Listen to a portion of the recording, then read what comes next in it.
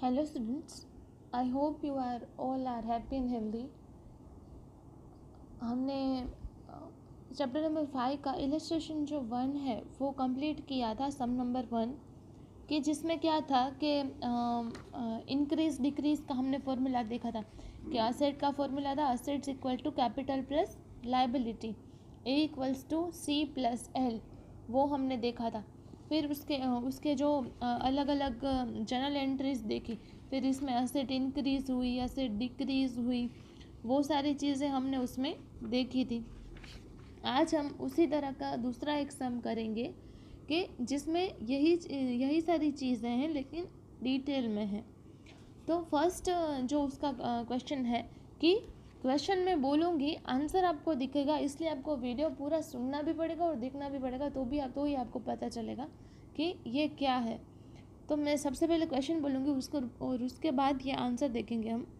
First है, Ramesh has brought cash of ₹20,000 and furniture of ₹10,000 to commence business. 20,000 cash में लाया है और फर्नीचर 10,000 का बिजनेस में लाया है। तो बिजनेस में ये चीज़ें आ रही है, इसलिए आप देख सकते हो स्क्रीन पे cash account debit, furniture account debit, cash account 20,000, furniture account debit 10,000, to capital account 30,000। Cash increase हुई है, फर्नीचर इंक्रीज़ हुआ है और कैपिटल भी इंक्रीज़ हुई है। तो असेट में हमको कैश एंड फर्नीचर लिखना है, कैपिटल में हमको 30,000 लिखना है, लाइबिलिटी कुछ भी नहीं है तो कुछ भी नहीं लिखना है। सेकेंड है, ₹5,000 deposited in a bank and open account. Bank में डिपॉजिट किए हैं एंड अकाउंट ओपन करवाया है, तो बैंक अकाउंट डेबिट 5,000 से टू कैश अकाउंट 5,000 से बैंक बैलेंस इंक्रीज़ हुई है लेकिन कैश बैलेंस डिक्रीज़ हुई है क्योंकि हमने कैश उसमें दी है। तो cash 20,000 minus deposited in bank कितना 5,000, तो 15,000 बैलेंस हुई, बैंक बैलेंस है 5,000। फर्नीचर था हमारा 10,000 का, तो टोटल एसेट हुई हमारी 30,000 की। कैपिटल तो उतनी ही रखनी है, कैपिटल उतनी ही है 30,000। लाइबिलिटी कुछ भी नहीं हुआ, इंक्रीज डिक्रीज। थर्ड है, goods of ₹8,000 purchase from Rajesh. Goods purchase किए हैं, गुड्स बिजनेस में आए हैं, परचेज अकाउंट डेबिट होगा 8,000 से to Rajesh account 8,000। Stock increase हुआ है, लाइबिलिटी भी इंक्रीज़ हुई है क्योंकि हमको उसको रुपीज़ देने पड़ेंगे। कैश के बैलेंस है 15,000, बैंक बैलेंस है 5,000, फर्नीचर है 10,000 का एंड स्टॉक है 8,000, तो उसका टोटल करना है 38,000। इसकी बैलेंस है 38,000, कैपिटल 30,000 हुआ एंड लाइबिलिटी राजेश की, क्योंकि 8,000 के गुड्स परचेज किए हैं तो हमारी लाइबिलिटी है राजेश से, तो वो है 8,000। ये तीन ट्रांजेक्शन हमने किए। ट्रांजेक्शन नंबर 4 है, goods of ₹6,000 purchase for cash. 6,000 के जो गुड्स है वो कैश में हमने परचेज किए हैं, तो purchase account debit to cash account credit, वो इसकी जर्नल एंट्री होगी। परचेज अकाउंट डेबिट होगा तो डेबिट में 6,000 और क्रेडिट में 6,000। स्टॉक इंक्रीज़ हुआ है, परचेज किया है इसलिए। कैश डिक्रीज़ हुई है तो कैश में 15,000 माइनस परचेज के 6,000 क्योंकि कैश परचेज है 9,000। स्टॉक है 8,000 प्लस परचेज है 6,000, तो उसका 14,000। बैंक बैलेंस हमारी 5,000 ही है। फर्नीचर हमारा 10,000 है तो उसका टोटल वही हुआ 38,000 क्योंकि परचेज थी कैश में से ही की है। कैपिटल है 30,000 तो वो as it is. Liability to Rajesh 8,000। Fifth है, goods of ₹5,000 sold for 9,000 to Raman on credit. Goods of ₹5,000 के गुड्स थे वो 9,000 में सेल किए हैं, इसलिए वो हमको प्रॉफिट हुआ कितना 4,000 का प्रॉफिट हुआ है क्योंकि कितने के गुड्स थे 5,000 के और 9,000 में हमने सेल किए हैं। तो Raman account debit 9,000 to sales account 9,000। Receivable हमारे इंक्रीज़ हुआ है, गुड डिक्रीज़ हुआ, तो कैश है, कैश 9,000 रहेगा। स्टॉक 14,000 माइनस सेल्स, स्टॉक में से सेल लेस करना है 9,000। रिसीवेबल डेटर्स तो वो 9,000 एंड रिसीवेबल हमको जो पे करेंगे उसके 9,000 हमको इसमें लिखने हैं क्योंकि पे अभी किए नहीं हैं। Bank balance 5000, furniture 10,000, total balance हुई 42,000। कैपिटल प्लस सेल्स के प्रॉफिट ऐड करना है, तो 9,000 माइनस 5,000 उसका प्रॉफिट, तो 34,000 कैपिटल का। And liability to Rajesh will be 8,000। Last sixth है, goods of ₹3,000 sold for 6,000 in cash. 3,000 के गुड्स जो है वो 6,000 में कैश में सेल किए हैं, तो कैश इंक्रीज हुई, स्टॉक इंक्रीज हुआ। कैश 9,000 प्लस सेल्स 6,000 लिखना है, 15,000 उसका टोटल, स्टॉक 9,000 था, माइनस सेल्स की कॉस्ट माइनस करनी है 3,000, तो वो 6,000 आया। रिसीवेबल टू डेटर्स था 9,000, बैंक बैलेंस 5,000, फर्नीचर 10,000, इसका टोटल होगा 45,000। Capital 34,000 plus sales profit 6,000 minus 3,000, उसका प्रॉफिट हमको लेस करना है 6,000 में से 3,000, क्योंकि 3,000 का हमका प्रॉफिट हुआ। 37,000, लाइबिलिटी 8,000 और वो 8,000। नेक्स्ट ट्रांजेक्शन है हमारा कि goods of ₹1,000 return to Rajesh. 1,000 के गुड्स है वो राजेश को हमने रिटर्न किए हैं, तो राजेश क्या है, वो रिसीवर है, तो Rajesh account debit to purchase return account 1,000। Liability decrease हुई, स्टॉक डिक्रीज हुआ, तो वही cash as it is, stock में से 1,000 परचेज रिटर्न लेस करना है, तो 5,000। रिसीवेबल 9,000 वो एज इट इज़ सब कुछ। कैपिटल वो एज इट इज़ 37,000। लाइबिलिटी थी 8,000 की और परचेज रिटर्न थी, तो वो लाइबिलिटी कम हुई, तो उसमें से भी लेस कर देना है, तो वो हुए 7,000। नेक्स्ट है goods of ₹2,000 return by Raman. हमने सेल किया था, वो उसने रिटर्न किया है, तो sales return account debit 2,000 to Raman account 2,000। Stock increase, receivable decreased, तो कैश है 15,000, स्टॉक 5,000 था, सेल्स रिटर्न उसमें प्लस करना है क्योंकि हमारे पास आया, तो 7,000। Receivable debtors 9,000 minus sales return 2,000 less कर दो, 7,000। बैंक बैलेंस है 5,000, फर्नीचर 10,000, तो उसका total 44,000। Capital as it is है, एंड लाइबिलिटी जो राजेश से थी वो 7,000 as it is. Ninth, goods of ₹1,000 destroyed by fire. Fire में डिस्ट्रॉय हो गए हैं, तो loss due to fire account debit 1,000 to purchase account 1,000। Goods destroyed by fire, goods जाते हैं तो हमको परचेज अकाउंट क्रेडिट करना है, वो हमने जर्नल एंट्री में देखा था। लॉस हुआ है, कैपिटल डिक्रीज हुई, गुड्स भी डिक्रीज हुए, तो कैश में 15,000, स्टॉक में से 7,000 माइनस लॉस जो है वो लेस कर देना है क्योंकि 1,000 के गुड्स फायर में लॉस हो गए 6,000। रिसीवेबल थे 7,000, बैंक बैलेंस 5,000, फर्नीचर 10,000, टोटल उसका 43,000। कैपिटल में से लॉस लेस कर देना है 1,000 का, तो 36,000। लाइबिलिटी टू राजेश तो एज इट इज़ 7,000। नेक्स्ट है सैलरी पेड 2,000, सैलरी पे की है 2,000, तो salary account debit 2,000 to cash account 2,000। Expense हुआ है, कैपिटल डिक्रीज हुई, कैश डिक्रीज हुआ, तो कैश में से सैलरी माइनस कर देनी है क्योंकि सैलरी पे की है, तो 15 minus 2,000 13,000। Stock 6,000, receivable as it is, bank balance as it is, furniture 10,000। Capital minus expense less करना है 2,000, तो 34,000। एंड लाइबिलिटी तो राजेश है 7,000 एज इट इज़, वो ऐसे ही लिखना है। आपको एक चीज़ याद रखनी है कि जो भी कैश है उसमें इफ़ेक्ट आएगी, कुछ भी चेंज होगा, पे करेंगे, कुछ रिसीव करते हैं, तो इसमें सबसे ज़्यादा जो चेंजेस है वो कैश में ही आने वाले हैं, इसलिए आपको कैश अकाउंट में सबसे ज़्यादा चेंजेस करने हैं। फिर जो जब गुड्स की कोई बात होती है तब स्टॉक में चेंजेस करने हैं। कोई लॉस हुआ है, प्रॉफिट हुआ है, तो क्या करना है आपको, एक्सपेंस हुआ है तो वो कैपिटल में से भी लेस करना है, प्रॉफिट हुआ है तो वह कैपिटल में प्लस कर देना है। ये बहुत छोटी छोटी चीज़ें हैं, वो आपको याद रखनी है क्योंकि ये बहुत ही इम्पोर्टेंट है। नेक्स्ट है हमारा क्वेश्चन कि salary outstanding is 1,000, outstanding salary 1,000, तो salary account debit 1,000 to outstanding salary account 1,000। Expense हुआ है, सैलरी कैपिटल जो है वो डिक्रीज़ होगी, लाइबिलिटी इंक्रीज़ होगी, कैश स्टॉक क्योंकि आउटस्टैंडिंग है, receivable, debtors, bank balance as it is, इसमें सिर्फ कैपिटल और लायबिलिटी में चेंज करना है। तो कैपिटल में से एक्सपेंस लेस कर दो 1000 के, लायबिलिटी है आउटस्टैंडिंग सैलरी 1000 तो वो 8000 होगा। नेक्स्ट है कमीशन रिसीव 4000 का कमीशन रिसीव किया है तो cash account debit 4000 to commission account 4000। Cash increase हुई, कैपिटल भी इंक्रीज़ हुई तो कैश 13000 लिखनी है हमारी बैलेंस, प्लस कमीशन मिला हमको तो वो 4000। 17000 बैलेंस हुई, stock, receivable, bank balance, furniture as it is. Capital में इनकम प्लस करनी है 4000 की तो 37000 कैपिटल हो गई, और लायबिलिटी जो है उसमें आउटस्टैंडिंग प्लस कर देनी है तो वो 8000।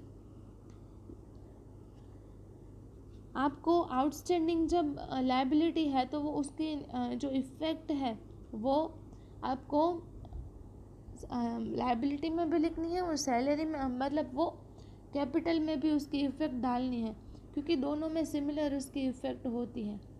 और जब कमीशन रिसीव हुआ तब हमारी कैश भी इंक्रीज़ हुई, और दूसरा क्या हुआ कि कैपिटल भी इंक्रीज़ हुई, क्योंकि कैपिटल में हम इनकम को प्लस करेंगे तो हमारी कैश इंक्रीज़ हुई तो इसके साथ हमारी कैपिटल भी इंक्रीज़ हो गई है। नेक्स्ट है रिसीवेबल डिविडेंड 2000 का डिविडेंड रिसीवेबल है, रिसीव नहीं हुआ है अभी, तो receivable dividend account debit to dividend account 2000।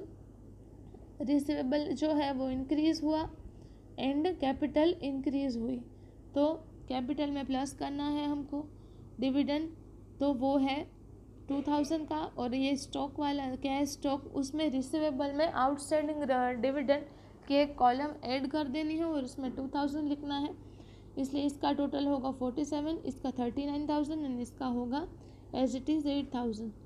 Next insurance premium of shop paid 500, insurance premium pay किया है 500 का तो insurance premium account debit 500 to cash account 500। Capital decrease हुई, कैश भी डिक्रीज़ हुई है तो cash minus insurance premium 5000, cash decrease हुई इसलिए तो 16500। स्टॉक 6000 का, रिसीवेबल है वो 2000, रिसीवेबल डेटर 7000, बैंक बैलेंस 5000 का, फर्नीचर 10000 एज इट इज़ तो इसका टोटल 46500। कैपिटल माइनस एक्सपेंस करना है 39000 माइनस 500 तो 39000 हमारी कैपिटल थी, माइनस एक्सपेंस जो इंश्योरेंस प्रीमियम था वो लेस करना है 500 का तो 38500 उसका balance. Liability to Rajesh and liability as it is वो होगा 1000 का तो उसका टोटल होगा 8000। तो हमने insurance premium and receivable dividend उसकी एंट्रीज देखी कि उसकी एंट्रीज कैसे करते हैं। नेक्स्ट जो है हमारा वो है क्वेश्चन कि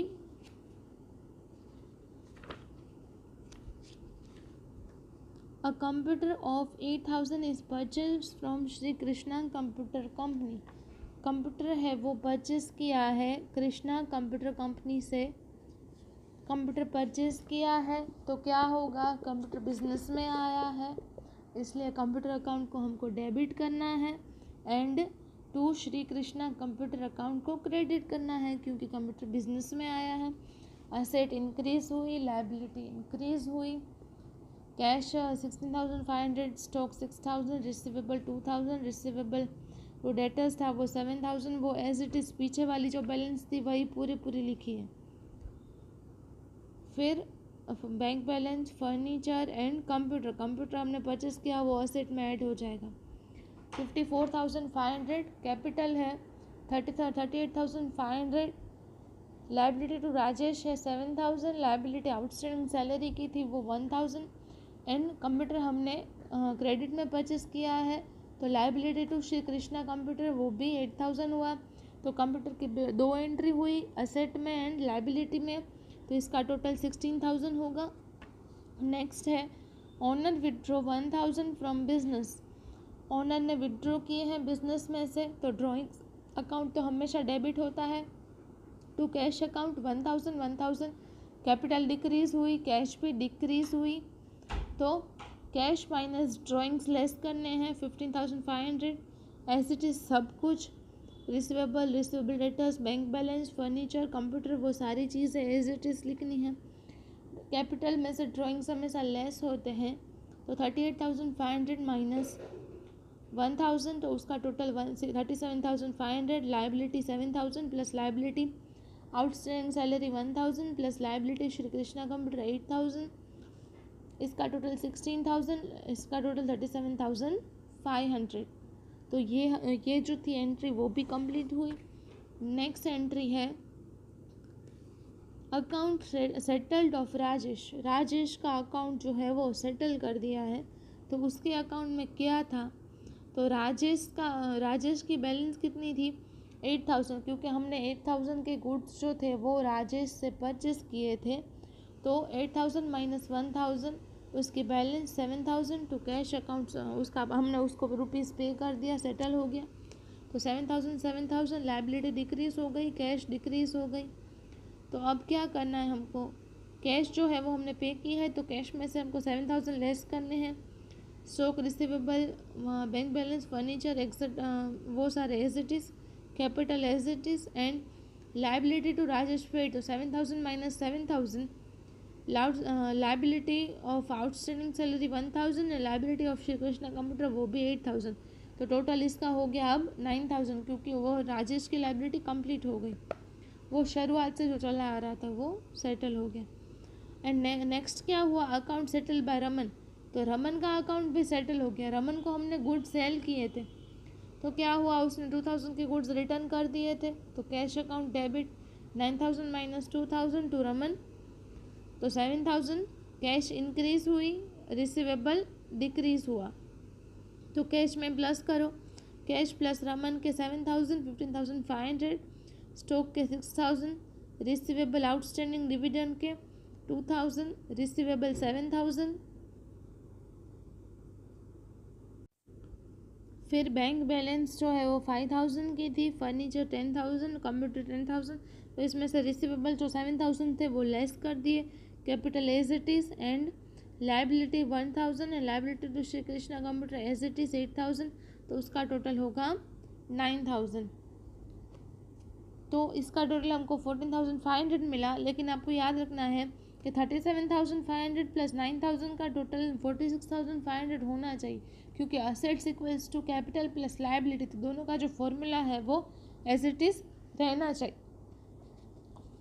To prepare final accounts, the accountant has to pass through the different stages under the financial accounting. Annual accounts are prepared on the basis of general subsidiary books, posting, trial balance and adjustments. There are 3 components of annual accounts. ये आपको 1 line के लिए ये question आपको याद रखना है कि ये 3 जो है वो 3 components of final accounts है, trading account, profit and loss account and balance sheet. ये आपको याद रखना है 1 मार्क्स के लिए। Under double entry system, balance of trading account is transferred to profit and loss account. The balance of profit and loss account is transferred to capital account and balance sheet. And finally, balance sheet is disclosed at the stage of business. सबसे पहले trading account बनता है, उसके बाद profit and loss account बनता है और उसके बाद जो बैलेंस शीट है वो बनती है। Under equation of all rules of accounting are followed, but how balance sheet can be prepared directly from the transaction is explained. The explanation is in this regard is given in the chapter Financial Accounting Statement of Business Enterprises. Thus, the process of equation method can be understood in better manner. तो ये है वो equation से हमने जाना, लेकिन trading account, profit and loss account and balance sheet से हम जब करेंगे तब ये चीज़ आपको ज़्यादा समझ में आएगी। तो इसके साथ हमारा ये जो चैप्टर है 5th चैप्टर, जिसमें 2 ही सम है, वो आज हमने कंप्लीट किया है। ये चैप्टर में इस तरह के जो फॉर्मूला है कि assets equal to capital plus liability, वो ही इस तरह के सम्स पूछे जाते हैं। आपको आपकी स्क्रीन पे दो सम्स मैंने दिखाए हैं, फर्स्ट एंड सेकंड। तो ये दोनों सम जो एक्सरसाइज के हैं वो आपको होम असाइनमेंट में कंप्लीट किए हैं हमने। इस चैप्टर में एक्सप्लेनेशन में जो 2 सम्स किए, इसी तरह के ये 2 सम्स हैं, इसलिए आपको आसानी से आ जाएंगे। और 2 सम्स तो नहीं है, एक ही सम है, और एक तो है वो MCQs है, तो वो MCQs एंड जो एक सम है वो आपको कंप्लीट करना है। हमने इस चैप्टर में 2 सम किए हैं, लेकिन होमवर्क में आपको एक ही सम कंप्लीट करना है। और इसके साथ हमारा ये जो चैप्टर है वो भी हम कंप्लीट करते हैं। तो आपको होम असाइनमेंट अब से टाइम टू टाइम सबमिट करना है। आपने एग्ज़ाम्स अभी कंप्लीट कर ली है, तो अब आपका टाइम टेबल सेट करके रोज़ का होमवर्क रोज़ करोगे तो आपको एक साथ सारा कुछ नहीं करना पड़ेगा। Thank you.